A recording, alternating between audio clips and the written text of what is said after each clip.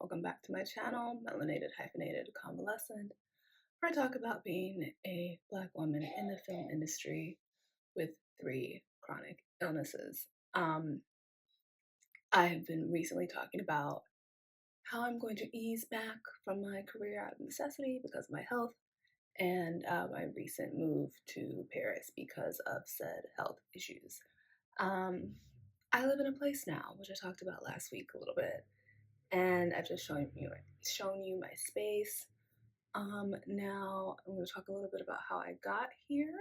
So I mentioned in another video that my time in Paris started with a scam through a reputable booking site. The place I was supposed to stay may or may not have existed. Oh, quick note for people who may not know, because of my chronic illnesses, I have a lot of brain fog, so I look at my notes a lot. Started with a scam, went to a small hotel by CDG. Then a weekend, someone I knew from LA invited me to stay with them, and then the day before said, just kidding, no, you can't. And so then I went to another hotel. Someone invited me to stay with them for 4 days, and then they were like, you gotta go. And then I went to another hotel. And that's not exactly what happened. They invited me to stay for 5 days, and they shortened it to 4. And then I thought that I had a house sitting gig, and I didn't. I was like, can I stay until the gig starts? And they were like, that's not going to work for me. So I went back to another hotel. While I was at this one, someone invited me to stay with them for a month, and then 10 days in, decided to leave the country. So I went back to the previous hotel.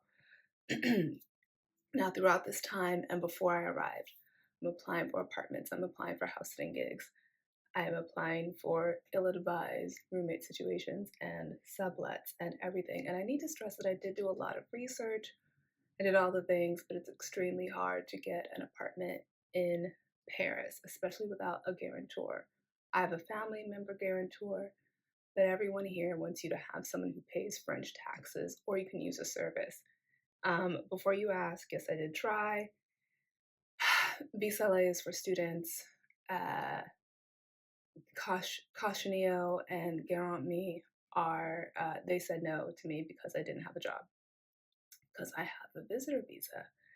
So it's even difficult for French people to get apartments with Garants, being French, with jobs. And I've heard from people that they have to use a lot of forged documents, allegedly. It's what I've heard. So I heard that a lot of people said 3 to 6 months to find an apartment, but I was an optimist. Before I moved here, expats, were like, I found a place in 2 weeks to a month. And I said, that's going to be me. I played myself. One of the places that I stayed, the guy who worked at the front desk said that it took him a year to find a place. And I was like, I don't like that. Please don't say that to me. So while I'm trying to find a place, I'm getting sicker and sicker and sicker. I had to ask someone that I know here. I said, can you come and walk with me to Franprix, because I'm too dizzy, I'm too weak, I can't. He came and he actually just brought me groceries, because that's the place that I was getting to. I also upset several people because I had to turn down some potential living situations where there was smoking. And I have to keep stressing to people, I have 3 serious chronic illnesses. My breathing is already impaired sometimes. I don't like to throw around the world, and this happened in LA too, but I don't like to throw around the words brain and tumor because people assume that you're saying it for attention. Ha! No, no. It's just so that people take me more seriously, but even that wore off quickly because of medical bias. No one takes my pain seriously, but that's another video entirely. I've had to explain to people, like, no, like, smoke makes me really sick really quickly. And one person was like, well, I won't be there, so the smoke won't. I was like, you don't. When I was in college, I met someone and she was talking about like old habits, and she said that she had stopped smoking 5 years previously, right? 5 years someone came to her house and they were like, "Oh, I thought you stopped smoking." She's like, "I did 5 years ago." And they're like, "It still smells like smoke in here." The smoke lingers, and trying to explain that to French people is, anyways. So I couldn't accept those living situations, right? So, um, I'm getting sicker and sicker and sicker. Cut to one of my friends, someone I met in an expat group when I first moved here, reached out to me randomly, and she was like, "Hey, have you found some place?" And I was like, "No." So I was telling her what was going on, and she said that she would reach out to people she knew who like were renting places and had space. And she was like, "You really should post in some of the English speaking expat groups here." And I hadn't done, well, I had, but for different reasons. So I was like, "Okay, okay." So I posted in one of them, and then as I was going to see a place, because I had just gotten rejected from an apartment that I really wanted in a neighborhood that I really wanted. Uh, and so I posted, and an older gentleman responded to my post, and he was like, "I will have my wife reach out to you so you feel comfortable." I talked to her. A couple days later, I went to go see the place, and then that afternoon, I moved in because I explained, I was like, "This is what's going on with my health. My body can't, we can't anymore." So, yeah, it hasn't turned out to be a get out situation. Please keep your eyes on me to make sure, like, it stays that way. So far, it's been great. So, I need to back up a little bit. Um, all last year when I was preparing for this, I was convinced, like, I need to be in Paris. I have to be in Paris. The signs, I have to be in Paris, and this is where I want, blah, blah, blah, blah. Then I got here, and I was like, oh no, too many scams. It's very competitive. It's more expensive, and psychologically, it's too much right now with my health. Like sensorily, it's it just feels like an onslaught all the time. I explained to someone, it's like, would you want to live at Hollywood and Vine or in the middle of Times Square? Like that's how it is all the time. And I kind of realized like the lure of Paris was just to get me across the Atlantic, but there are there are other ways because I'm now near the city and it's great. Um, I needed peace. I needed calm. I can see the Eiffel Tower from my window, and it's not like Bell's provincial town, but it's much quieter. It's chill.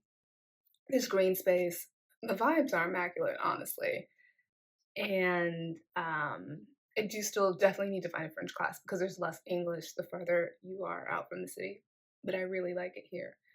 Um, so while I was while I was going through this process, I ran into a lot of negativity from other expats who kind of asked me in like almost an accusatory way, like, "Why are you here? Why did you move here? What would you do this?" Especially like sick and without a job, etc. And I was like, "Oh, because of all of these reasons," and I all of these reasons and things that like they also admitted I could have no way of knowing until I got here. And and they would suggest these places like just you can't live in Paris. You have to live out of the city. I'm like, but you live in Paris and you just made it work. I also intended to make it work. Um, and they were suggesting other places that I had no knowledge of. Like if someone moved to LA and I was like, well, live in Sherman Oaks, live in Mid City, live in Glendale or Pasadena, they'd be like, I don't know what these words mean. And if you don't know where these places are in relation to where you have to go on a daily basis, it's kind of just like, well, why would you? That doesn't make sense. That doesn't make sense to do if you don't know where you're going. And so this place I actually didn't have any knowledge of, but it turned out to be uh perfect. And I honestly with my health, the prospect of furnishing a whole place, turning on French utilities and Wi-Fi and all of that, even when I was hoping to get that specific apartment, I was like, "I can't. This is too much." I was already overwhelmed. I was already overwhelmed thinking about it. And I think it's gonna be for the best.